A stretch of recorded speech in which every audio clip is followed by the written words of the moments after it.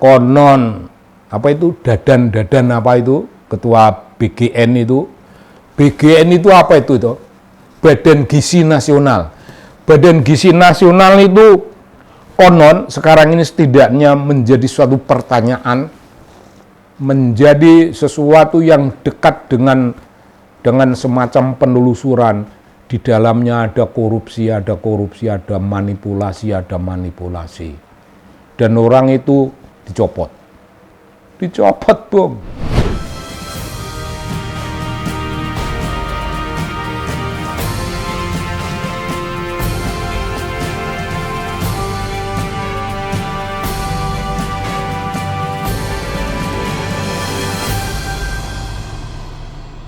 Ya Bung, salam. Bung, kita ini hidup dengan jiwa, Bung. Dengan jiwa, dengan moral credibility, dengan political integrity. Kita hidup dalam kejujuran. Kita tidak mandi duit, Bung, dan tidak terpesona. Tidak terpesona pada duitnya Jokowi, tidak. Kita berpijak pada kebenaran dan cenderung melakukan perlawanan kepada hal-hal yang namanya kebohongan dan kedoliman. Semua yang bernama kedoliman bakal tamat oleh roda kehidupan, oleh moralitas kehidupan. Tamat dalam dunia revolusi, tamat digilas oleh roda revolusi. Nah, begitu Bung. Kali ini salam kita ini untuk membahas konon apa itu dadan apa itu ketua BGN itu. BGN itu apa itu? Badan Gizi Nasional. Badan Gizi Nasional itu konon sekarang ini setidaknya menjadi suatu pertanyaan, menjadi sesuatu yang dekat dengan semacam penelusuran. Di dalamnya ada korupsi, ada manipulasi,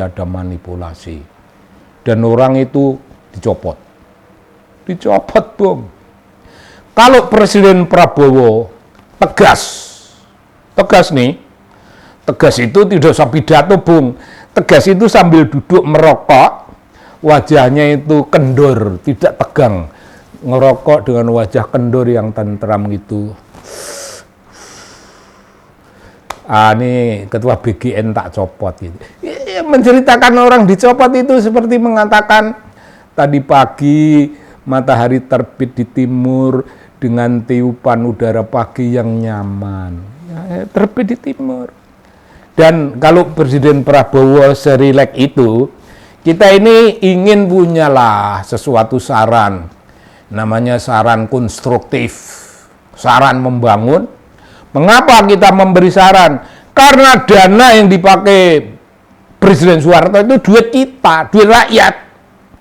Duit rakyat yang dipakai untuk pendidikan, memandaikan bangsa, itu dipakai untuk ngomong kosong tentang makan bergizi gratis. Bung, mari saya ulangi kembali apa yang pernah saya sampaikan di tempat lain. Prabowo ini menempatkan bangsanya sendiri, menempatkan rakyatnya itu sebagai bangsa underdeveloped nation. Negerinya, country-nya menjadi underdeveloped country karena baru ngurus perkara makan. Belum ngomong soal tata kehidupan sosial yang dibayangkan oleh Prabowo seperti apa. Belum ngomong bagaimana membuat bangsanya itu pandai, punya tradisi intelektual, membuat orang itu kecuali pandai, membuat bangsanya juga penuh wisdom. Itu nggak ada dalam pikiran Bung Prabowo.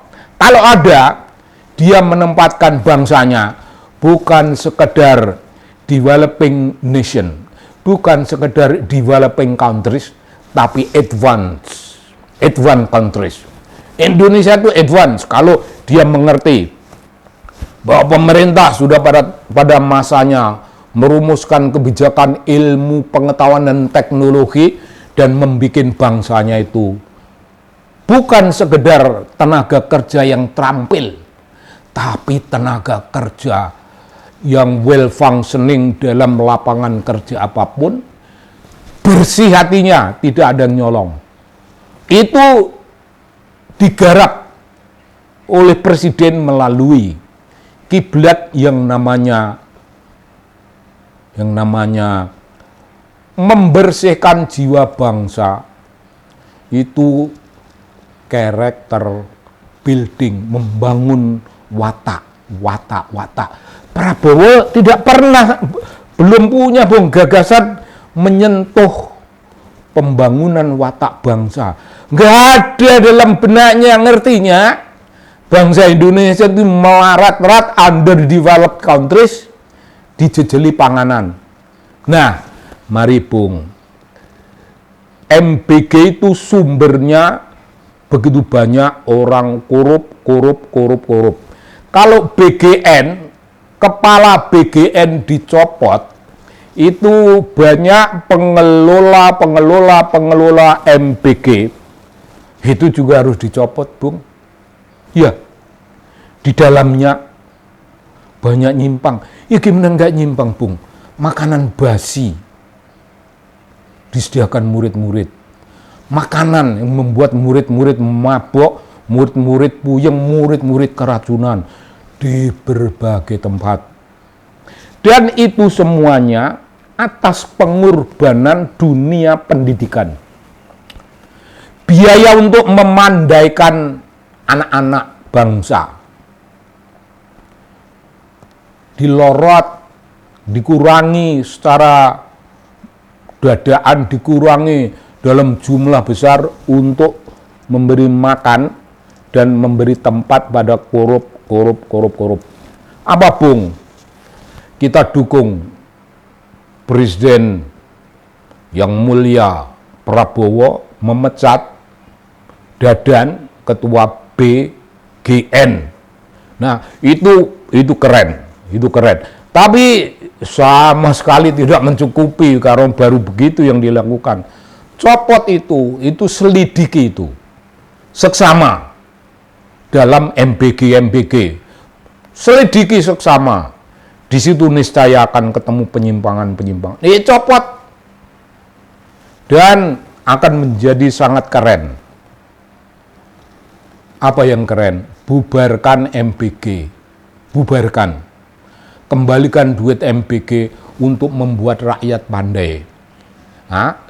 Ubah kiblatmu tentang kau memandang bangsamu sendiri sebagai underdeveloped nation menjadi at least developing nation, karena sudah memikirkan bagaimana cara membuat bangsa kita orang-orang pandai, orang-orang yang punya keterampilan teknis, orang-orang yang mengerti know-how dalam urusan dengan teknologi modern, tahu memiliki pengetahuan yang namanya know-how di bidang teknologi.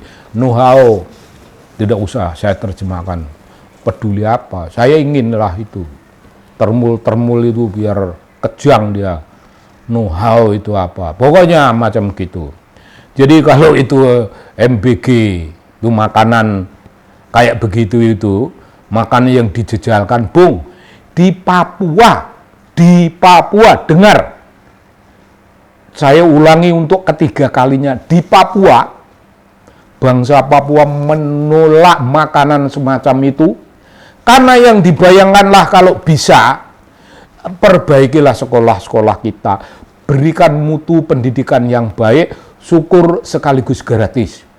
Itu jerit massa, itu jerit rakyat. Jerit rakyat itu mengarahkan kepada pemimpin tertinggi Republik ini, supaya pemimpin ini memiliki wawasan yang namanya kebijakan ilmu pengetahuan, yang namanya kebijakan teknologi. Itu punya gitu, mesti punya. Jangan duit penting untuk pendidikan yang masih begitu kurang, malah dikurangi. Bung, tempo hari presiden itu salah ngomong aja salah Bung, apalagi bekerja. Ngomong aja salah. Dia mau menaikkan itu pada hakim atau gajinya berapa kali lipat, salah ngomong. Guru-guru, tenaga kerja pendidikan, gajinya akan naik. Wah, orang sudah terlanjur senang, tetapi diralat. Bung, kalau presiden ngomong saja salah, bagaimana Bung Yu punya gagasan? Bagaimana kalau dia bekerja? Apa tidak penuh kesalahan? Ngomong aja salah, apalagi kerja. Jadi begitu yang mulia Presiden Prabowo. Saya tidak mengkritik, saya cuma menampilkan fenomena padanya. Saya mendukung Anda supaya kalau ada orang yang ngomong mau melengsarkan, biar yang dilengsarkan itu wakil itu loh. Itu dia yang dilengsarkan. Jangan Presiden Prabowo dilengsarkan. Itu kalau presiden ingin maju, dengarkan suara rakyat macam itu, dan Anda masih punya dukungan, meskipun kita ini frustrasi mendukung Anda, tapi masih punyalah mau sedikit mendukung. Jadi dukungan untuk pemecatan MBG itu jelas dukungan, tak tambahlah, jangan hanya itu, banyak unsur-unsur dalam tadi BGN, dalam MBG banyak unsur-unsur yang harus dipecat, dan dalam kementerian-kementerian banyak Bung. Kalau Anda memecat 20 menteri itu bakal jauh lebih keren lagi. Dan orang akan siap menyalonkan Anda sebagai calon untuk term yang kedua. Ya meskipun kali ini masih runyem, tapi masihlah ngomongkan gitu supaya menjadi pikiran. Jangan melindungi siapa-siapa, lindungilah dirimu. Dirimu itu dalam ancaman. Jadi jangan melindungi tukang karcis. Tukang karcis itu ngaku saya wakil presiden, itu representasi dari generasi milenial. Partainya PSI ngaku nih partainya milenial, mbel gedes. Gibran bukan wakilnya milenial. PSI tidak ada urusannya dengan kalangan milenial. Nyatanya dia membutuhkan orang tuek-tuek di situ.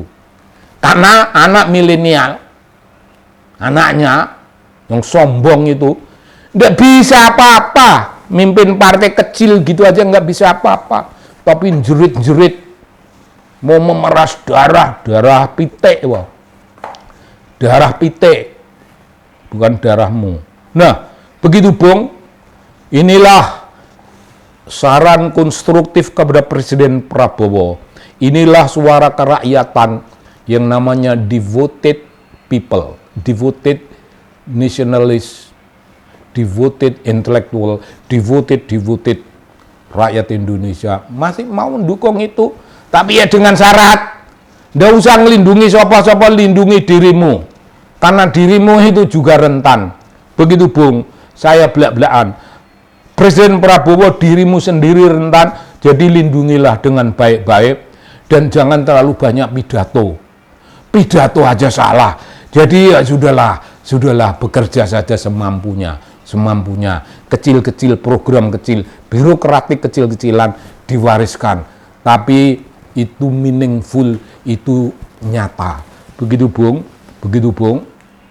dukungan kita, begitu Bung kritik kita, begitu Bung konstruksi pemikiran kita untuk kepentingan, bukan untuk kepentingan tokoh-tokoh, untuk kepentingan bangsa dan negara. For the sake of revolutionary marhain. Sekali lagi, for the sake of revolutionary marhain. Mungkin bagus diulang. For the sake of revolutionary marhain. That is Indonesian people. Salam dari TV Anak Bangsa.